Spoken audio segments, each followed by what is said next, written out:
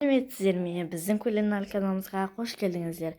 Біз бүгін сіздермен манты істейтін боламыз. Ең алдымен пияз, фарш, асқабаққа құйрық майымызды саламыз. Және де оған қара бұрыш, қызыл бұрыш және де тұзымызды салып, жақсылап араластырамыз. Міне біз араластырып болдық. Енді қамырымызды жұқалап жайып, бірнеше бөліктерге бөлеміз. Енді оларды қойып шығып, үстіне фаршымызды салып, түйіп шығамыз.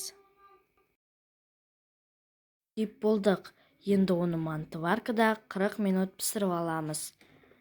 Осымен біздің манты дайын. Егер видео ұнаса лайк басып, арнаға жазылып, комментарий жазуды ұмытпаңыздар. Ас болсын. Міндетті түрде істеп көріңіздер.